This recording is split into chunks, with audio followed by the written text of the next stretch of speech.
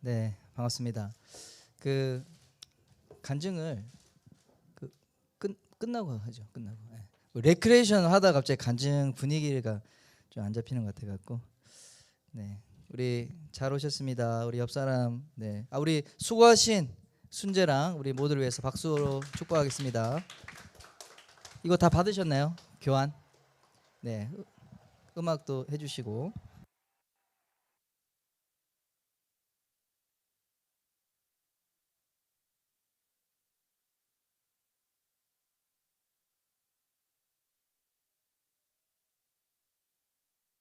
네, 교환 다 받으셨죠? 그래요.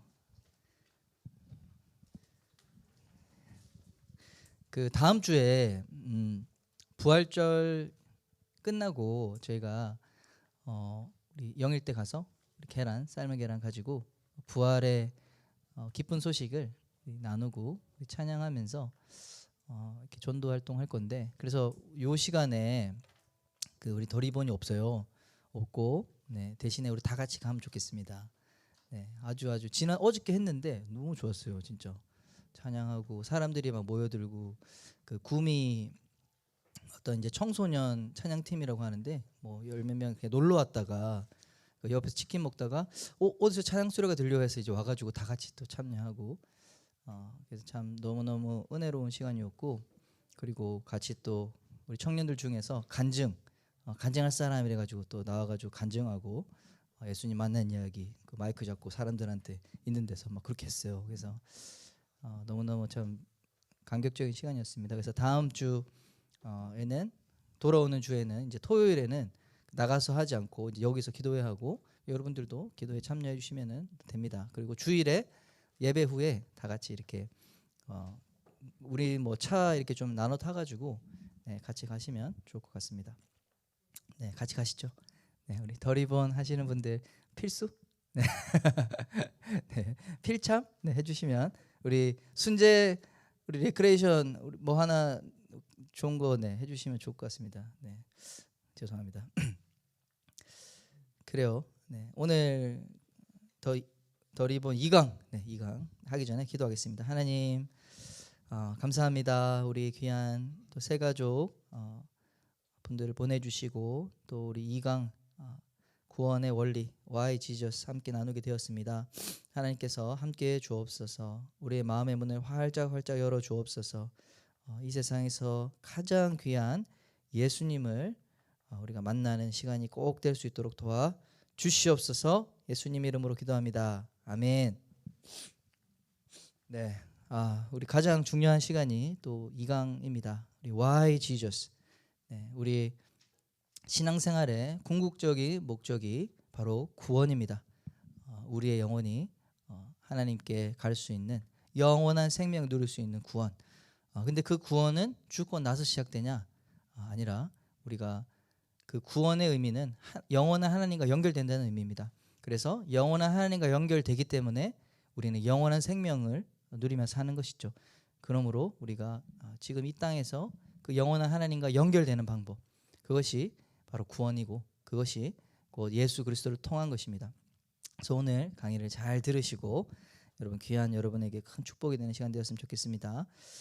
먼저 우리 인생에 확실한 세 가지 사실이 있습니다. 세 가지 사실. 네.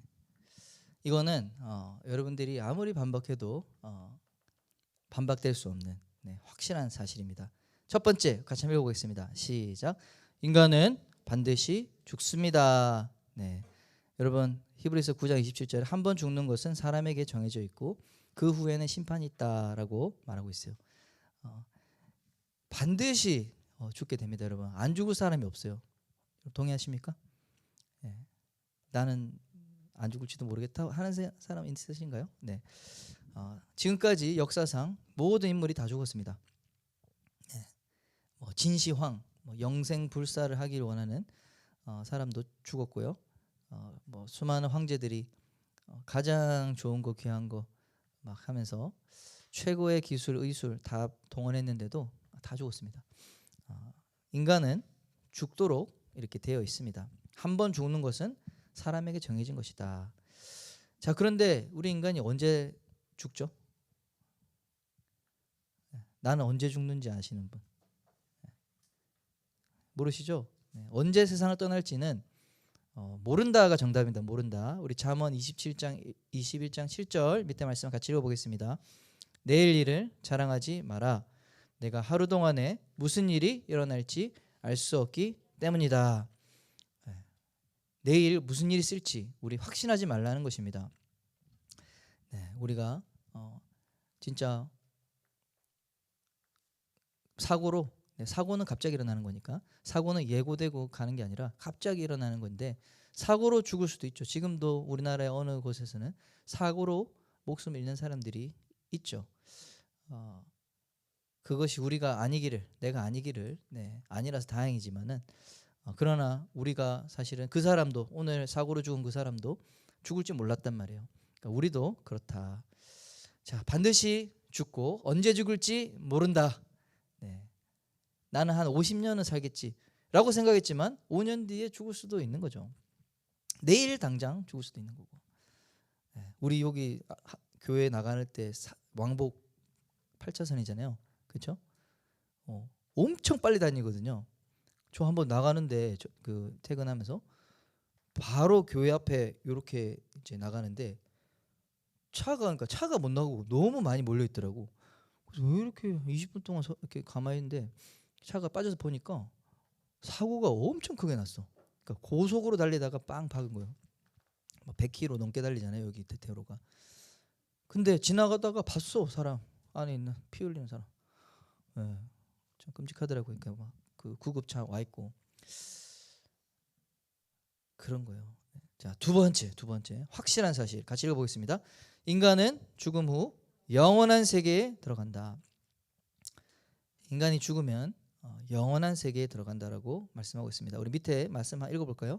그러므로 그들은 영원한 벌에 의인들은 영원한 생명으로 들어갈 것이다. 영원한 것에 이제 줄을 딱 그으시면 됩니다. 영원한 벌이든 영원한 생명이든 이 죽음 이후의 삶은 영원한 세계입니다. 영원한 세계로 가게 된다라고 성경이 말하고 있습니다. 그렇게 안 믿는 사람 어떤 생각이 있을까요? 이 육체가 죽으면은 영혼이고 뭐고 다 사라진다, 다 없어진다라고 이제 믿는 생각이 유일합니다. 그죠? 아니 우리는 이제 기독교는 성경은 영원한 벌에 가든 영원한 생명으로 가든 영원한 세계에 들어간다고 하고 있고 그것을 믿지 않는 사람은 소멸될 것이다라고 하는데 어거스틴 우리 이 초대 교부 어거스틴 또 철학자 이 사람은 영혼 불멸설 이런 걸 얘기했는데요.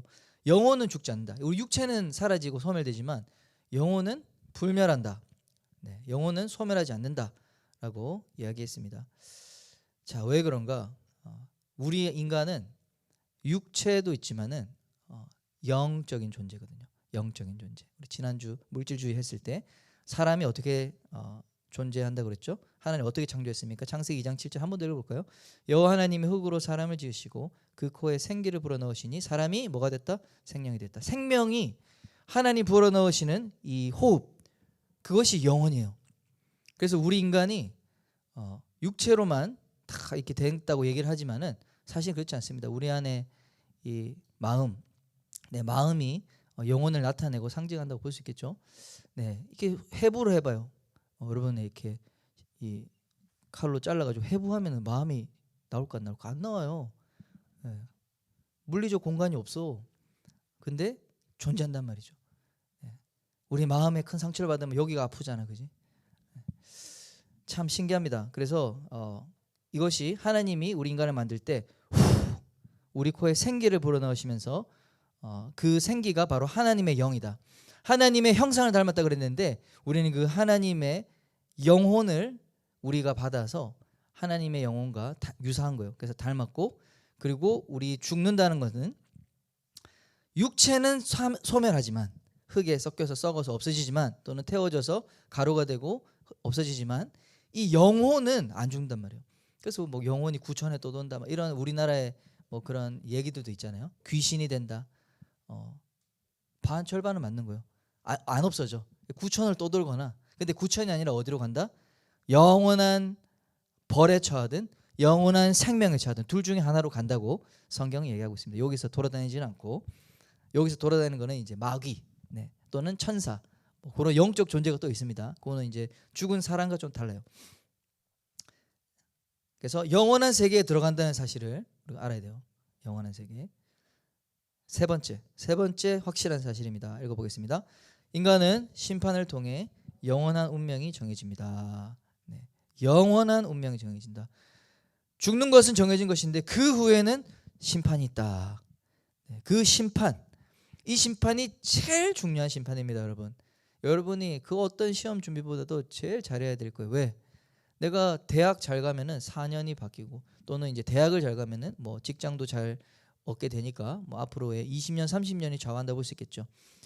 그래서 수능 시험에 얼마나 목을 메고, 또 우리 취업 시험 잘하면 또 20년, 30년 그걸로 또 좋은 직장에 들어간다면은 그 직장을 통해서 내가 먹고 살고 좋은 유익을 받고 하죠.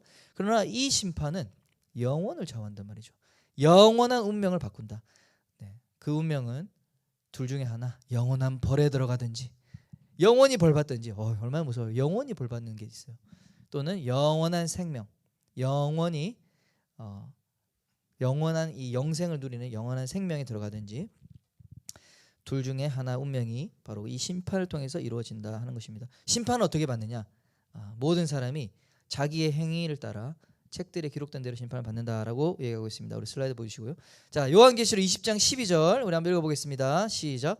또 내가 보니 죽은 자들이 큰 자나 작은 자나 그 보좌 앞에 서 있는데 책들이 펴 있고 또 다른 책들이 펴졌으니 곧 생명책이라.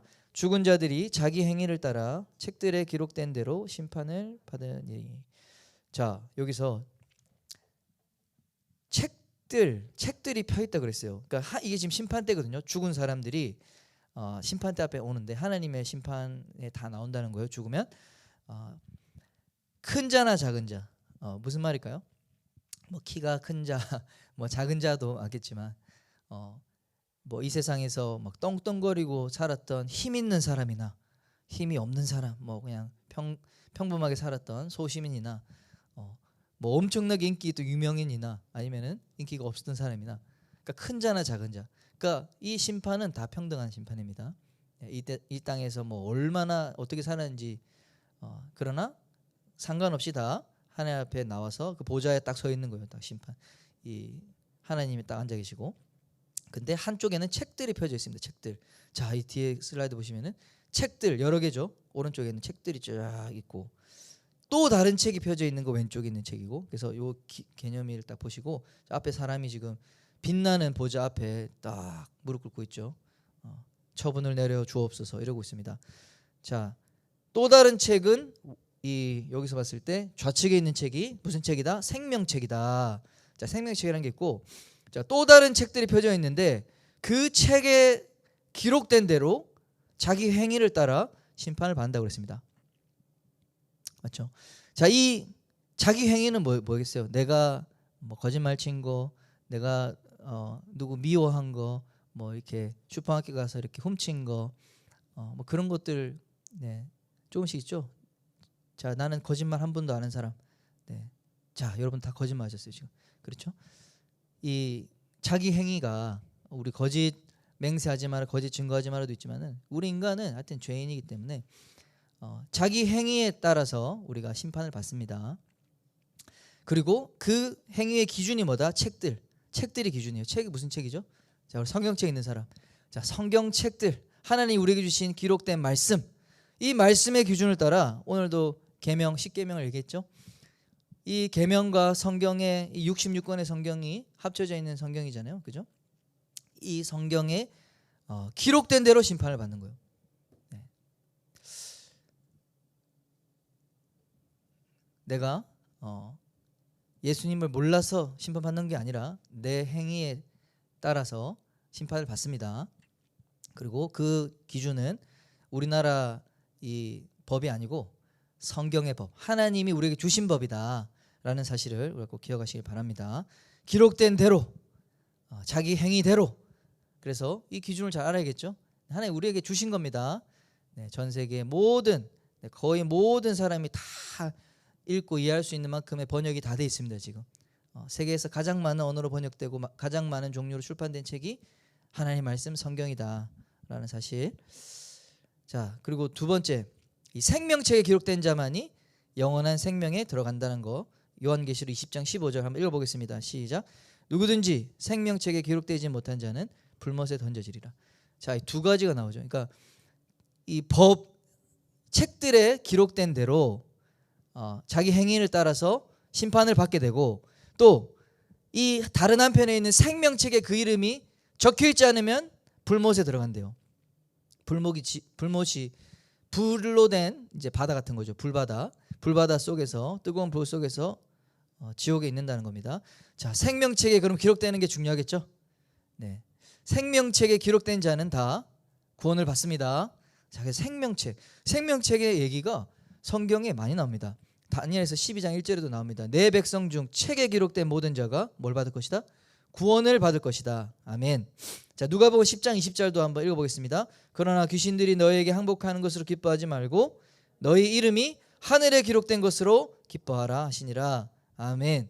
너희 이름이 어디에? 하늘에. 하늘 어디에? 생명책에 기록됐다는 것입니다. 요한계시록 21장 27절 읽겠습니다. 무엇이든지 속된 것이나 가증한 일 또는 거짓말하는 자는 결코 그리로 들어가지 못하되 오직 어린 양의 생명책에 기록된 자들만 들어가리라. 아멘. 자, 생명책에 한 가지 더 단서, 어린 양의 생명책입니다. 어린 양 예수 그리스도의 생명책에 기록된 자는 다 구원을 받는다. 다 영원한 생명의 길로 간다. 영원한 생명으로 들어가게 된다. 네, 그렇게 성경은 기록하고 있습니다. 그 앞에 이 법을 어긴 사람, 자기 행위 어긴 사람의 대표적인 것, 속된 것, 가증한 일, 거짓말하는 자, 성경에 나오는 수많은 죄를 짓는 사람들은 못 들어간다 이 말이에요. 자, 그래서 오늘 여러분들 전부 다 이곳에 한 명도 빠짐없이 생명책에 그 이름이 다 기록되어야 할 줄 믿습니다. 기록되는 방법을 여러분에게 가르쳐 줄 건데, 여러분 잘 들으시길 바랍니다. 잘 집중해서 들으시기 바랍니다. 자, 두 번째, 성경이 말하는 인간의 상태를 말씀드리겠습니다. 자, 그러면 어떤 상태였길래 우리가 구원이 필요한 상태가 됐냐? 자, 첫 번째는 한번 읽어보겠습니다. 볼래? 시작.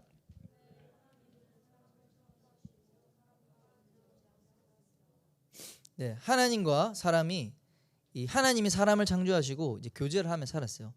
그런데 그 말씀도 하나님이 만드셨다고 그랬죠. 하나님의 형상을 만들어서, 여러분 우리 인간이 그 다르게 생겼지만 형상이 같습니다. 그래서 소통이 되죠. 대화가 되잖아요. 우리와 강아지와 소통이 안 되죠. 우리와 원숭이는 비슷하지만 형상이 다릅니다. 그래서 소통이 안 됩니다. 하나님은 우리를 하나님 형상을 만들어 가지고 하나님과 소통이 되는 존재로 만드셨습니다.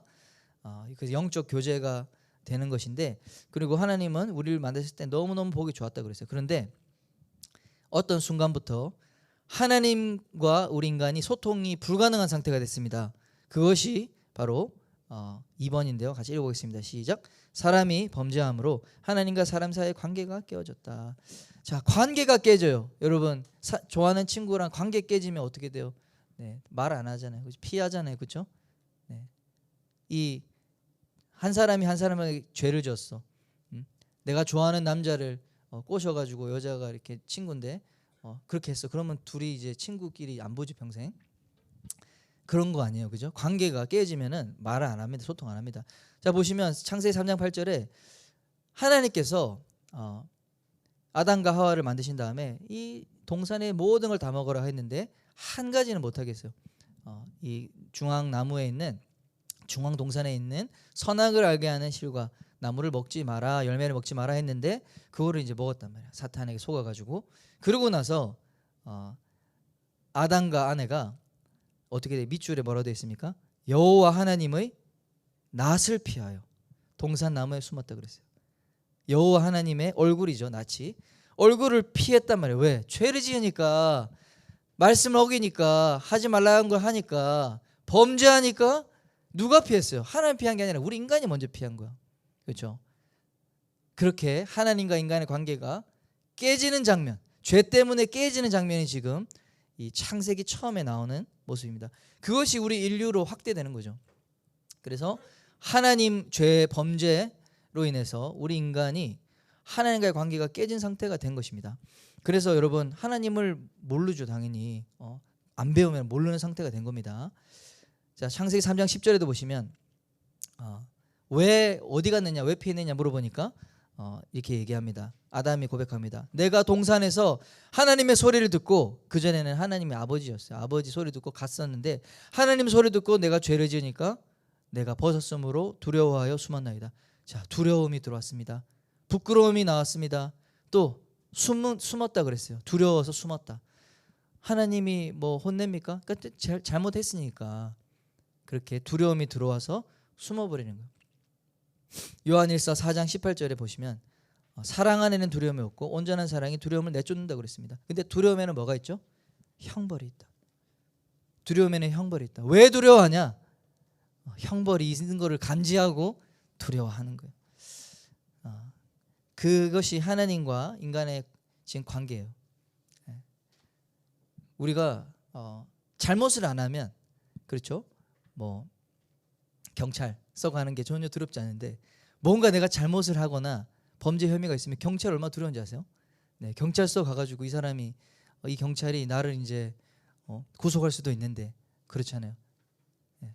내가 죄가 없으면은 경찰 아저씨 뭐 이웃이 되는데, 내가 뭔가 사람을 다치게 하거나 뭐 나쁜 짓을 했어, 수배 당하는 상태야. 그러면 경찰이 다 나를 잡으러 오는 것 같고 이제 그렇게 되는 거죠. 마찬가지입니다. 두려움이 우리 인간 가운데 들어왔고요. 그 두려움은 하나님께 이제 심판받는 존재라는 존재가 됐다는 것을 이제 나타내는 것입니다. 여러분 가운데 두려움이 다 떠나시길 바랍니다. 네, 하나님 주시는 사랑으로 이제 하나님을 심판자 두렵다 이게 아니라 하나님 안에서 영원한 생명을 누린 자는 하나님이 이제는 아빠예요. 아빠. 네, 가장 가까운 아버지, 사랑하는 엄마처럼 우리 하나님과의 관계가 회복되는 것이 바로 구원받는 것입니다. 네, 근데 구원을 못 받으면 어떻게 돼? 네, 내가 지은 죄에 대해서 뭐라 하실 것 같고 혼내실 것 같고 심판하시는 분, 실제로 심판자시죠. 그렇게 된다. 자, 그래서 범죄함으로 하나님과 사람 사이 관계가 깨졌습니다.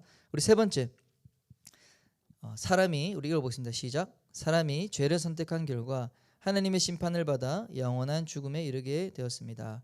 자, 죄의 결과가 분명히 있습니다. 죄의 결과는, 죄의 삭슨 사망이요. 네, 죄의 삭슨 사망입니다. 하나님이 정한 이 기록된 하나님의 이 말씀, 저 책들에 기록되는 것으로부터 우리가 벗어나게 되면 그게 죄인데, 그 죄에는 반드시 대가가 있다. 그 결과는 죽음이다. 그래서 우리 아담과 하와가 범죄했기 때문에 사망이 들어왔다는 겁니다. 다시 말해 모든 사람이 이제 범죄를 하게 되었고 하나님이 정한 그 기준 영광에 이르지 못하기 때문에 우리는 다 이제는 유한한 존재가 되었어요. 하나님 같은 존재였는데 죄로 말미암아 훨씬 하나님에게 못 미치는 이제 죽음이 오는, 이제 우리의 생명의 호흡이 길어야 120년 정해졌습니다. 자, 죽음이라는 게 왜 왔냐? 범죄 때문에 왔다. 여러분, 죄 때문에 죽음이라는 게 왔습니다. 그거를 아시길 바랍니다. 원래부터 죽을 존재로 만드신 건 아닙니다. 자, 죽는다는 거, 사망이라는 거는 크게 세 가지가 있습니다. 근데 사망의 개념을 우리가 바꿔야 돼요. 분리되는 게 사망이다. 따라해봅시다. 분리되는 게 사망이다. 자, 첫 번째 죽음은 영적인 죽음인데요.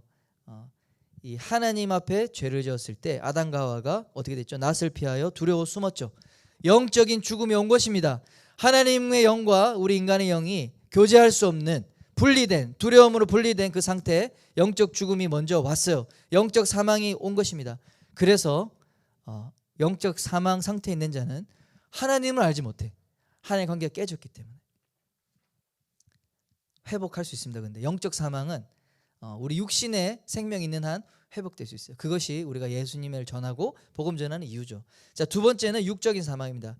내 영혼과 나의 육신이 분리되는 게 육적인 사망입니다. 자, 육은 사라진다고 그랬죠. 죽고. 그러나 영은 남아 있습니다. 첫 번째 영적 사망은 하나님의 영과 우리 인간의 영이 분리되는 것이고, 영적 사망. 두 번째 육적 사망은 내 영과 우리 나의 몸이 분리되는 것이고. 자, 세 번째 사망인데 이것은 둘째 사망이라고 하는 것입니다. 둘째 사망. 또 죽는다는 거죠. 죽었는데, 육신적으로 죽었는데 또 죽는 둘째 사망이 또 있어요. 그것은 영원한 죽음입니다. 우리 요한계시록 21장 8절입니다. 읽어보겠습니다. 그러나 두려워하는 자들과 믿지 아니하는 자들과 흉악한 자들과 살인자들과 음행하는 자들과 점술가들과 우상 숭배자들과 모든 자들은 불과 유황으로 타는 못에 던져지리니 이것이 둘째 사망이니라. 아멘. 불과 유황으로 타는 아까 전에 나왔죠. 불못에 던져지는 영원한 벌에 들어가는 것입니다. 이게 또 똑같은 겁니다. 영원한 벌에 들어가는 불못, 지옥으로 가는 것이 둘째 사망이다. 둘째 사망이다. 둘째 사망으로 가면 안 됩니다. 우리 모두 길을 돌이키셔서 둘째 사망으로 가면 큰일 납니다, 여러분. 영원한 죽음이기 때문에 이제 기회가 없어요. 거기 들어가면 이제 기회가 없어요. 우리는 영원한 죽음으로 가는 길에서 그러므로 구원을 받아야 하는 것입니다. 구원은 영원한 생명에 있는 하나님의 나라로 들어가는 것입니다. 그래서 우리가 이제 구원에 반드시 받아서 영원한 생명 가야 됩니다. 자, 그러면 큰 3번 어떻게 구원을 받을 수 있나요? 책임과 용서의 원리를 말씀드리겠습니다. 우리 한번 따라해 보겠습니다. 책임과 용서의 원리. 네, 책임과 용서. 네, 제가 가장 쉬운 표현으로 한번 찾아봤어요. 먼저는 구원을 어떻게 받을 수 있느냐? 사람의 노력으로는 절대 이룰 수 없습니다. 자기 노력으로는. 아무리 우리가 착한 일을 많이 할 수 있지만 우리가 지은 죄는 우리의 노력으로, 우리의 봉사활동으로, 우리의 섬김으로, 희생으로 우리의 죄를 씻어낼 수 없다는 것입니다. 예레미야서 2장 22절에 내가 내 몸을 잿물로 씻고 많은 비누로 닦아도 내 죄는 내 앞에 여전히 남아있다. 너의 죄는 내 앞에, 하나님 앞에 남아있다고 하는 거예요. 주 여호와의 말이다. 우리의 죄는 한번 지으면 우리 스스로 어떤 방법으로 자가 이제 정결이 안 됩니다. 그러나 이 세상의 종교는 그렇게 하라고 하죠. 열심히 그래도 도덕적으로 살고 노력해서 선행하고 종교적인 이 노력을 하고 수양을 하면 우리가 내가 지은 죄가 이만큼 있더라도 내가 덕을 이만큼 쌓으면 덕이 더 많으면 우리는 그래도 좋은 길로 갈 거야. 자, 여기에 속으시면 안 됩니다. 이게 세상 종교의 원리입니다. 그러나 하나님은 그렇게 일하시지 않는다라는 것입니다. 자기 노력. 그래서 심지어 우리 예수님을 믿고 신앙생활 하는데도 이 자기 노력이라고 하는 그 패턴으로 자기 노력형 신앙생활이 있어요. 이것이 세상적인 방법인데 세상적 세계관이 여전히 남아 있는 거죠. 자기 노력형 신앙생활은 뭐냐? 내가 노력을 함으로 하나님의 의를 얻어낸다는 것입니다.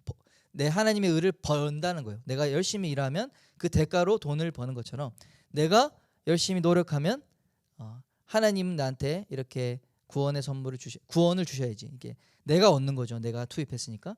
자, 요 멘탈리티가 잘못된 멘탈리티입니다. 우리는 하나님의 구원을 뭘로 받는다? 이제 선물로 받는 거예요. 그것을 두 글자로 은혜라고 합니다. 은혜의 선물, 기프트. 그냥 받는 거죠. 네, 선물 주면서 우리 형제님 선물 내가 줄 테니까 알지? 이렇게 하면은 뭐야? 선물이 아니지, 그지? 뭔가 대가를 기대하면서 주는 거니까, 그렇죠? 내가 받을 걸 생각하면서 주는 거니까 엄밀한 의미에서는 기프트가 아닌 거죠. 그래서 뇌물 이제 주면서 주는 게 끝이 아니지 뭔가를 기대하는 거 아니야, 그죠? 자, 그래서 하나님은 우리에게 구원을 선물로 주지 우리의 노력으로 얻도록 만들지 않으셨다. 근데 우리가 어떻게 신앙생활하면은 계속해서 노력형이 되냐, 자기 노력형이 되냐? 내가 성취, 내가 열심히 봉사합니다, 열심히 기도합니다.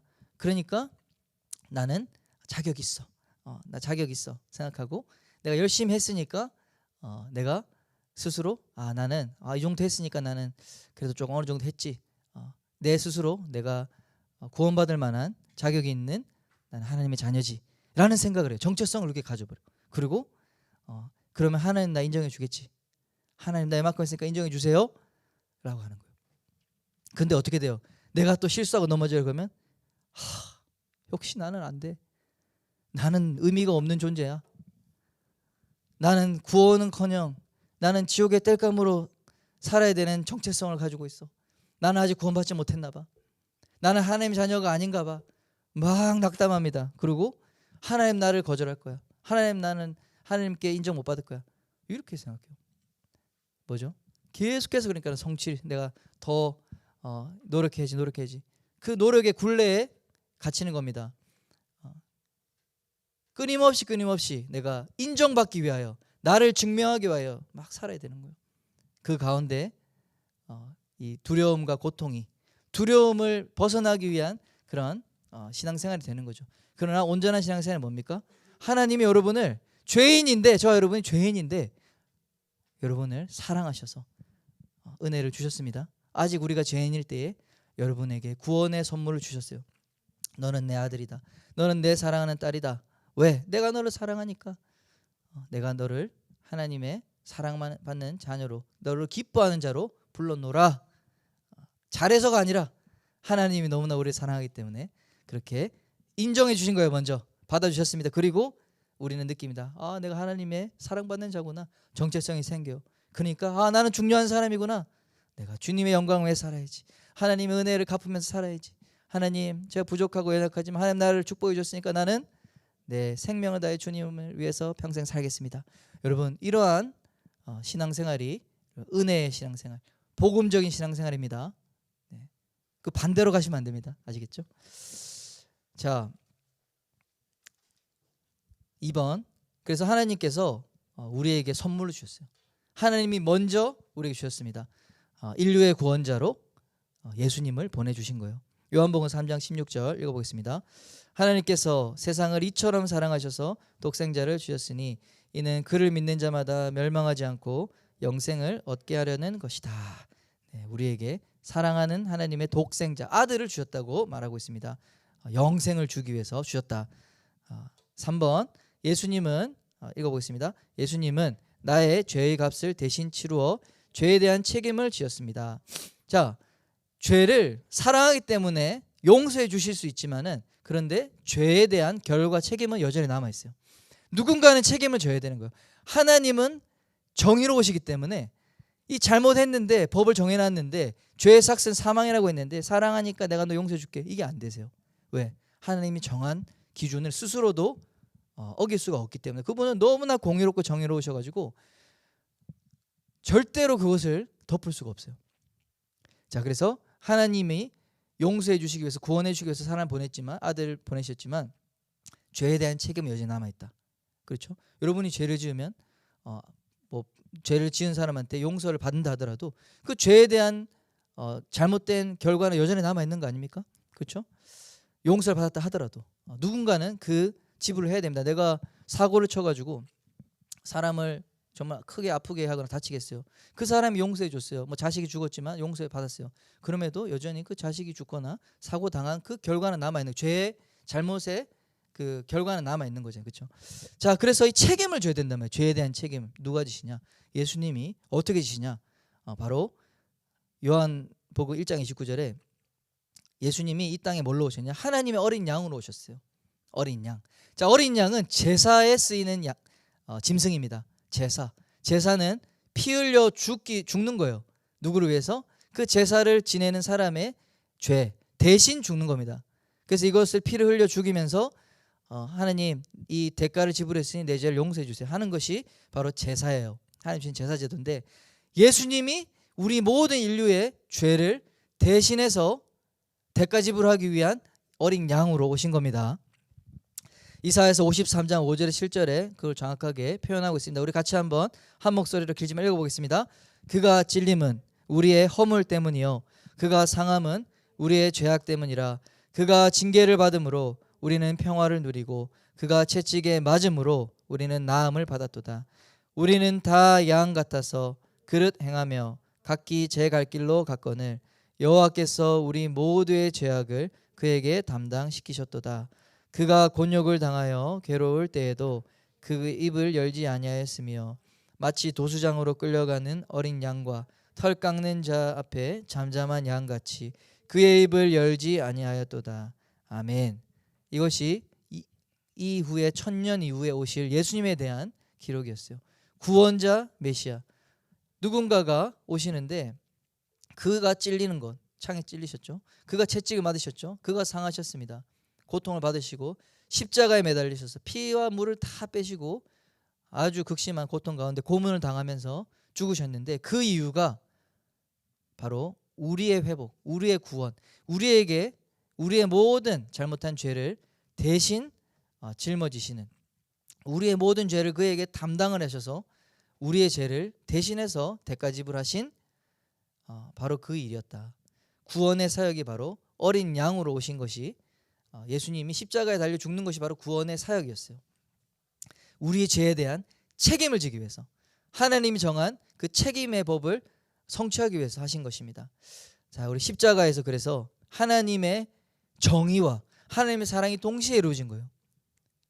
하나님이 사랑하기 때문에 우리를 구원하신 것이고, 또 하나님이 그 책임을 다하셔야 되기 때문에 그 정의를 이루기 위해서 자기 아들을 희생시킴으로, 아들을 죽음에 맡기심으로 정의와 사랑, 공의와 사랑이 동시에 이루어지는 지점이 바로 십자가였다. 그래서 우리 기독교는 십자가를 우리 모든 구원의 복음의 본질이고 가장 중요한 것으로 여기는 것이죠. 나를 구원하시기 위해서 죄에 대한 책임을 하나님의 아들에게 지우시고 대신에 저와 여러분의 죄를 용서하신 것입니다. 우리의 죄의 대가를 지불하셨다고 보신 겁니다. 이것이 책임과 용서의 원리입니다. 그리고 4번에 예수님은 죽은 지 3일 후에 부활하셔서 구원자시요 하나님이심을 증명하셨습니다. 이 장사되셨다가 분명히 무덤에 들어가셨는데 3일째 되던 날 그분은 부활하셨어요. 다시 살아나셨어요. 그리고 수많은 제자들과 많은 사람들에게 보여주셨습니다. 그래서 베드로도 이렇게 얘기하죠. 주는 그리스도시요 살아계신 하나님의 아들이다. 그가 죽고 그냥 끝났으면은 의로운 사람이 죽었네 할 수 있었는데, 이분은 죽음에서 부활하심으로 이분은 의로운 분이구나 나타나셨고, 이분은 사람을 뛰어넘는 하나님이시구나, 그 스스로 하나님의 아들이라고 계속해서 말씀하셨고, 내가 3일 후에 부활할 거라고 예고하셨는데 그 예언대로 일어나신 것이죠. 그래서 그분이 하신 모든 일이 이제는 옳다고 의롭다는 것을 증명하신 것입니다. 하나님이 그 예수님 편에 있다는 것을 증명하신 것입니다. 뿐만 아니라 모든 그를 믿는 자가 죽지만 다시 부활할 거라는 그 믿음의 소망을 가질 수 있게 된 것입니다. 그분이 먼저 부활하심으로. 자, 이 부활은 확실한 사실이에요. 여러분, 이 복음이라는 거, 예수님에 대한 이야기는 그냥 이야기가 아닙니다. 신화가 아닙니다. 예수님에 대한 이야기는 역사 이야기입니다. 분명한 역사예요. 리 스트로벨이라고 하는 지금 목사가 되셨는데 이 예수는 역사다라는 영화가 있습니다. 여러분 이 영화를 꼭 보시길 바랍니다. 네, 유튜브에 지금 무료로 풀려 있어요. 넷플릭스에도 있습니다. 이분의 실화인데, 이 시카고 트리뷴이라고 하는 아주 최고의 저널리스트 최연소 이제 들어가서 이분이 예일대 이제 법대 나오셔가지고 이 법학 전문 기자를 했어요. 근데 이제 무신론자였는데 아내가 어떤 특별한 체험을 통해서 먼저 신앙을 가졌어요. 근데 이제 너무 그게 싫어가지고 이 이상한 미신에 빠지지 말라고 하면서 내가 이 거짓을 밝히겠다. 그러면서 정말 체계적으로, 과학적으로, 논리적으로 이 사람이 가지고 워낙 실력이 좋아가지고 최연소로 들어간 데다가 실력을 인정받는 사람이었어요. 그 저널리스트로서. 그래서 자신이 가지고 있는 그 모든 능력을 동원해서 허구임을 밝혀야지 하다가 어떻게 됐다? 예수를 믿게 된 거죠. 이 수많은 증거가 예수 그리스도가 부활하셨다는 사실, 이거를 안 믿을 수가 없는 거예요. 그거에 대해서 자세하게 나옵니다. 그래서 이 사람이 그 이후에 이제 기독교 변증가가 되고 지금은 목회자 된 것 같아요. 그래서 여러 가지 책도 저술하면서 복음을 전하는 사람이 됐습니다. 이 실제 얘기입니다. 지금도 살아계십니다. 그래서 이 보시면 뭐 이게 있는데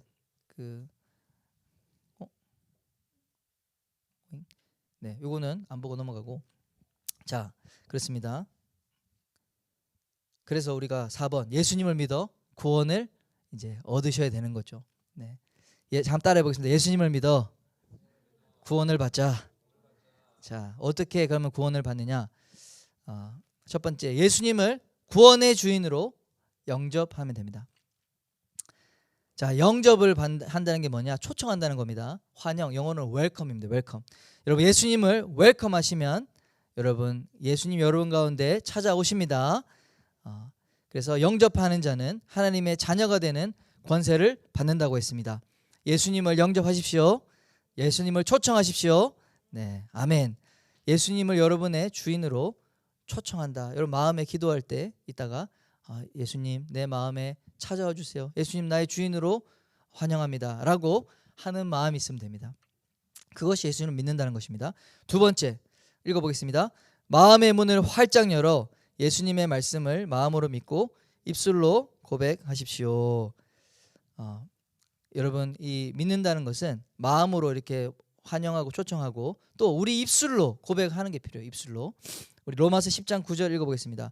내가 만일 내 입으로 예수를 주로 시인하며 또 하나님께서 그를 죽은 자 가운데서 살리신 것을 내 마음에 믿으면 구원을 받으리라. 마음에 믿고 입으로 시인하는 게 필요합니다. 네, 여러분 믿은 바를 입으로 고백하심으로 여러분 예수님을 믿으시길 바랍니다. 자, 간단합니다. 네, 그분이 우리를 위해서 오신 구원자다. 나의 죄를 위해서 대신 십자가에서 피 흘려 죽으시고 부활하셨다.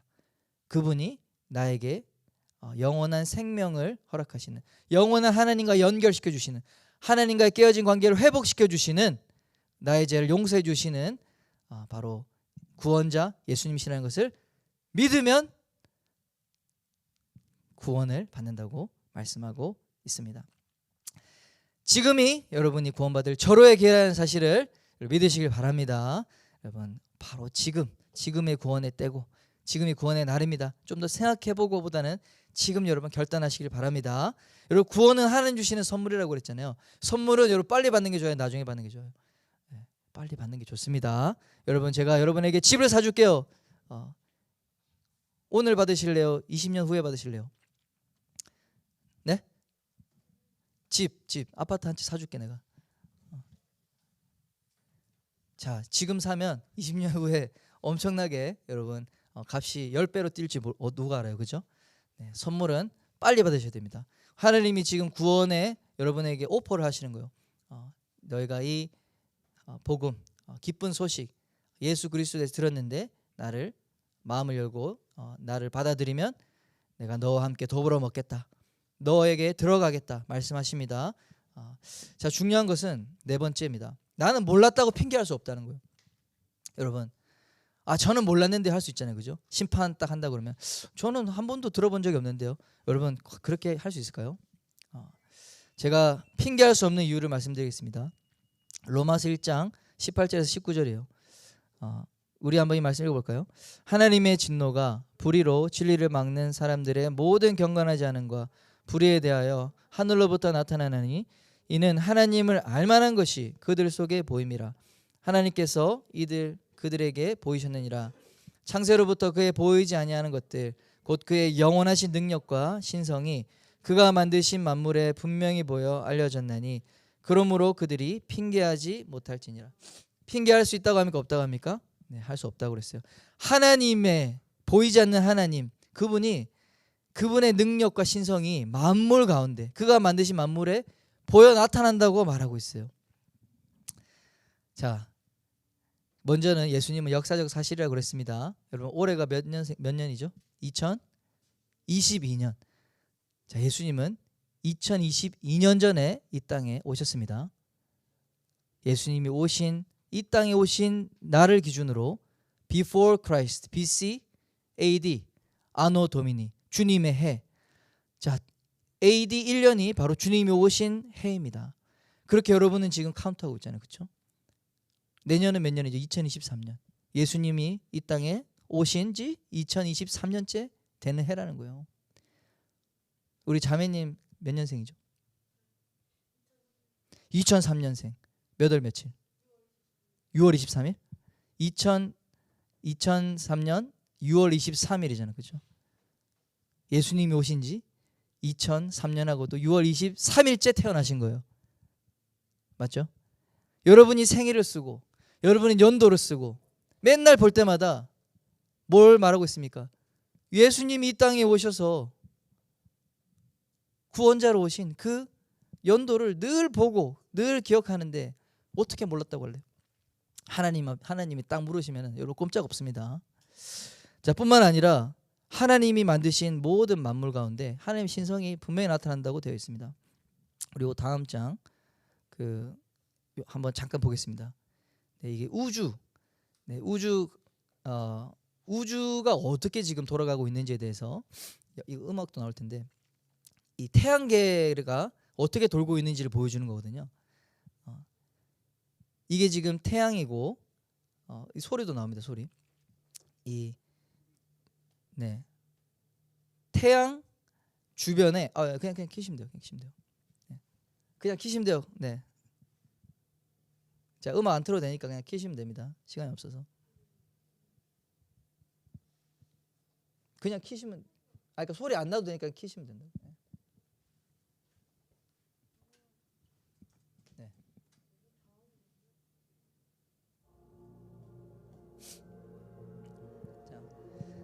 이 우주가 네. 그냥 켜주실래요? 네.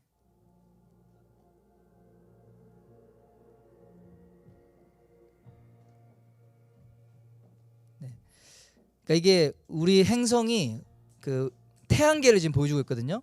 태양이고 태양의 지금 주변에 우리 지구도 포함되어 있겠죠. 어떻게 돌고 있는지를 보여주고 있습니다. 여기서 이제 영상에는 이 태양계 자체가 7만 킬로미터 per hour, 7만 킬로미터 속도로 날아가고 있어요, 여러분. 자, 이 태양도 여러분 가만히 있는 게 아니라 태양도 움직여요. 공전해요. 태양이 크게 공전하고 있고 그 태양 주변으로 지구가 공전하고 있고 지구 자체도 자전하고 있어. 그렇죠? 지구가 도는 속도가 나중에 나오지만은 비행기 우리 보잉 747 이거보다 더 빨리 돌죠. 그리고 지구가 공전하는 속도가 거의 총알보다 더 빠릅니다. 그리고 태양계도 이렇게 빨리, 그러니까 이게 일종의 소용돌이처럼 이제 미사일처럼 보이는 거예요. 사실은 우주가 이렇게 돌아가고 있는데 여러분 지금 멀미 나는 사람 있습니까? 없습니까? 아무도 없죠. 흔들리지 않잖아요. 네. 왜 그런가? 아주 정교하게 일정한 속도로 계속해서 가고 있어. 그러니까 이렇게 가는 겁니다. 우리 다음 장 넘어가겠습니다. 네, 다음 장 넘겨주세요. 네, 다음 장 슬라이드. 네, 자 됐습니다. 태양의 공전 속도가 저기는 7만 킬로가 있는데 제가 이제 더 정확하게 찾아보니까 초속 217km. 2초면은 여기서 서울까지 갑니다. 태양이 공전하는 속도가 총알보다 훨씬 빠른 거죠. 지구 공전 속도 10,000km. 네. 지구상에서 가장 빠른 전투기 제트기가 3,000km 정도 가장 빠를 때 그거보다 훨씬 빠릅니다. 30배 이상 빠르다. 지구가 도는 속도. 또 지구가 자전하는 속도도 1670. 비행기보다 빠른 거죠. 여러분 이러한 행성 가운데 여러분이 살고 있으면서도 아무런 그냥 가만히 있는 것 같잖아요. 그죠? 하나님의 위대하심과 영광을 나타내는 증거이죠. 하나님께서 땅에 기초를 놓으시고 영원히 흔들리지 않도록 만드셨기 때문에 여러분 이 우주를 관찰하는 사람들이 와 진짜 뭐가 있다 이렇게 얘기하는 거 아니에요. 뭐가 있다. 이거는 절대로 우연히 만들어지지 같지 않다고 무신론자 과학자들이 연구하다 보니까 입이 벌어지는 거예요. 알면 알수록. 아까 말했던 이 속도, 네, 엄청난 속도. 그런데도 하나도 안 흐트러지는 거야. 지금까지 이 에너지가 어디서 나오는 거야. 지금도 그렇게 되고 있다는 거예요. 쉬지 않습니다. 정확하게 이렇게 돌아가는 거. 그리고 이 우주가 이 우주 개수라고 해가지고 계속 팽창하는 거 아시죠? 엄청 빠른 속도 팽창하는데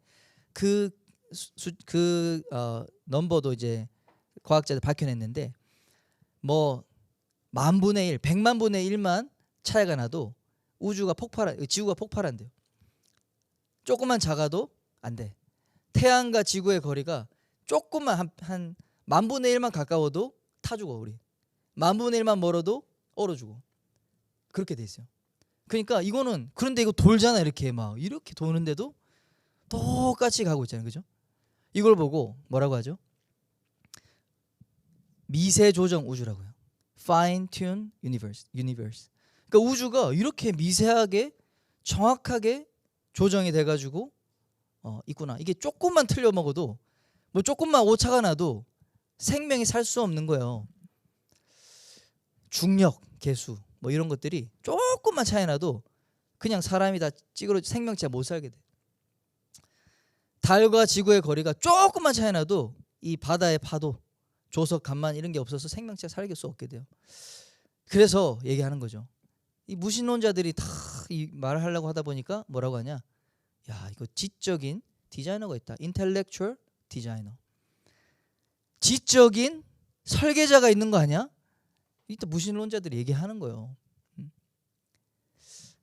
여러분 하나님이 아직도 없다라고 여러분 믿을 수 있겠습니까? 하나님이 안 계신다? 핑계할 수 없어요. 하나님께서 그 능력의 말씀으로 만물을 붙드시기 때문에 우리가 이 어마어마한 우주 가운데서 이렇게 살고 있는 거죠. 여러분 핑계할 수 없어요. 옆 사람에게 한번 얘기해 주세요. 핑계할 수가 없습니다. 네. 이제 나는 더 이상 핑계할 수가 없다. 네. 핑계할 사람 있어요? 네. 여러분 다 예수님 믿으셔야 돼요. 그리고 하나님이 온 세상에 우리의 심판자가 되시고 그래서 우리 모두는 예수님을 믿고 예수님의 그 용서를 받아서 생명책에 그 이름이 기록돼야 될 줄 믿습니다. 그 생명책에 기록되는 조건은 예수님을 주인으로 영접하는 것밖에 없습니다. 여러분 예수님을 여러분 영접하시고 받아들이셔서 하나님의 생명책 어린 양의 생명책에 기록되시길 예수님의 이름으로 축원합니다. 아멘. 우리 다음과 같은 기도로 우리 함께 눈 뜨고 우리 기도를 같이 하면서 예수님을 영접하는 시간을 갖겠습니다. 네. 같이 우리 한번 또박또박 읽도록 하겠습니다. 예수님 시작. 예수님 제가 죄인임을 고백합니다.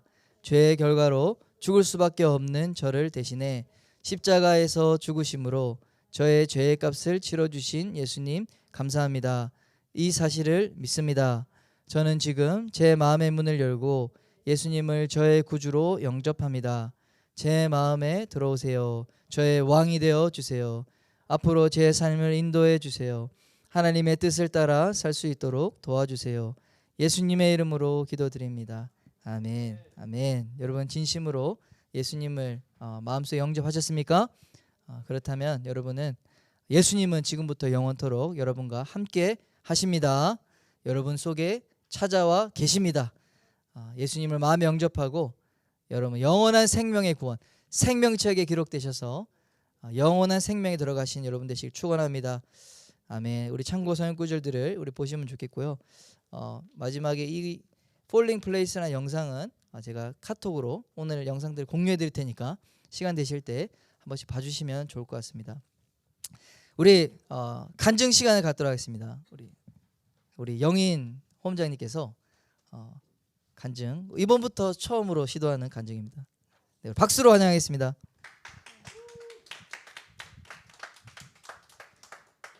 네, 안녕하세요, 여러분. 저는 간증이 예정되어 있지는 않지만 어떻게 또 하나님 준비하게 하셔서 시작하겠습니다. 네, 저는 중학교 2학년 때부터 미국에서 유학을 했습니다. 대부분 유학은 자신이 원해서 뜻을 밝혀서 시작하는 경우가 많은데 저는 뭐 어찌어찌 하다가 가족들을 따라 미국에 가게 되었고 그렇게 이제 유학 생활이 시작되었습니다.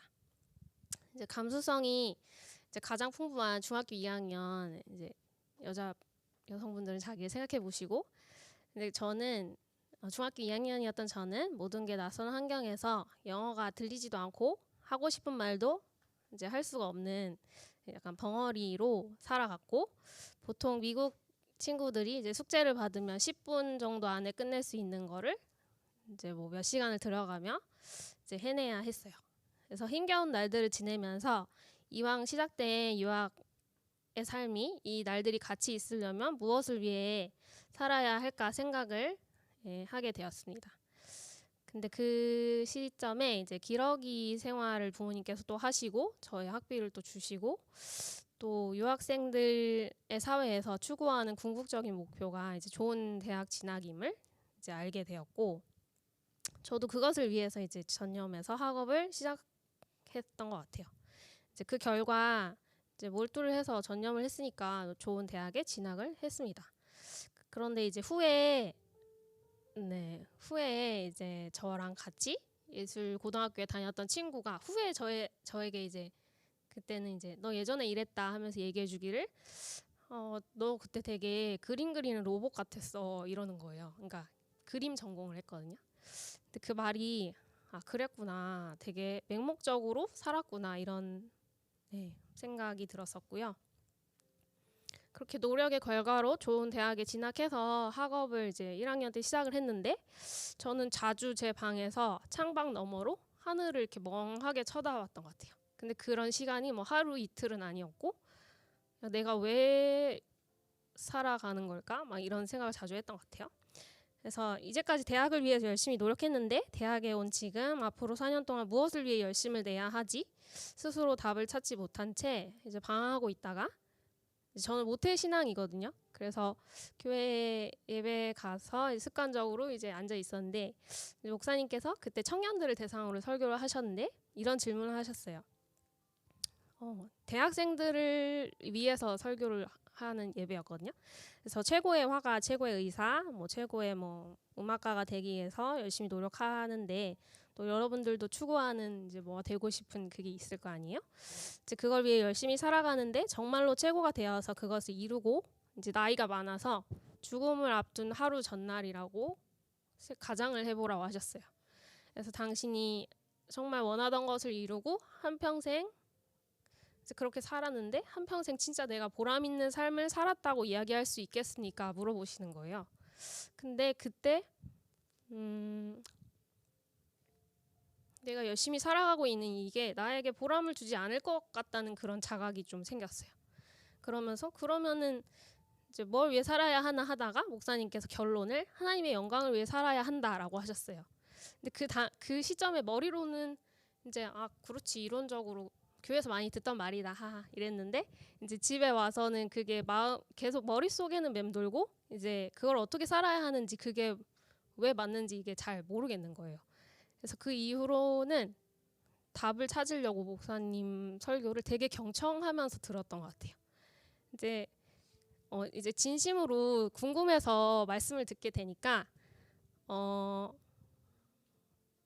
이제 목사님의 이제 흘려듣지 않고 잘 듣게 되니까 이제 어느 날 그 복음이 저한테도 진짜로 들어오게 됐던 것 같아요. 그래서 설교를 듣는 중에 십자가에서 피 흘려 돌아가신 예수님의 죽으심이 죄인인 나를 위한 것이라는 게 이제 믿어지고 이제까지 모태 신앙인으로서 살아왔지만 늘 복음이 정말 가까이 있었는데 그냥 그거를 약간 배척하듯이 살아왔던 지난 날들이 예수님의 죽으심 앞에 너무 죄송한 거예요. 그래서 정말 회개의 눈물을 흘리고 회개를 했습니다.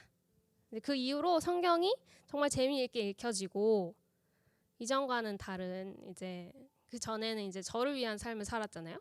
근데 그 이후로는 하나님 중심의 삶을 살기 위해서 되게 애썼던 것 같아요. 근데 그러기 위해서는 되게 이전에 제가 살아왔던 모든 그 삶의 패턴과 그거에서 되게 완전 정반대인 거예요. 그래서 이제 이민 교회가 조금 이렇게 어떻게 보면은 예전 시대의 사고 방식으로 좀 이렇게 가리키긴 하는데 근데 저한테는 그게 오히려 효과적이었던 것 같아요. 이제 새로운 삶을 살아야 하니까. 그래서 무엇을 목표로 살아야 하는가에 대한 질문을 통해서 하나님을 만나게 된 저는 오늘 지금 누군가 저희 그 질문을 물어보신다면 저는 저보다 저를 더 아시는 주님과 매일 동행하고 주님의 인도하심을 따라 하루하루 살아가는 것이 저의 삶의 목표입니다라고 지금은 말할 수 있을 것 같아요. 그래서 혹시나 저처럼 자신의 유익을 위해서 살아가고 계신 분들 여기 계시다면 오늘 제 간증을 통해서 말씀하신 하나님께서 여러분의 삶에 말씀하시기를 또 헛된 세상의 소망이 아니라 하나님께서 주시는 소망으로 살아가시기를 간구합니다. 네.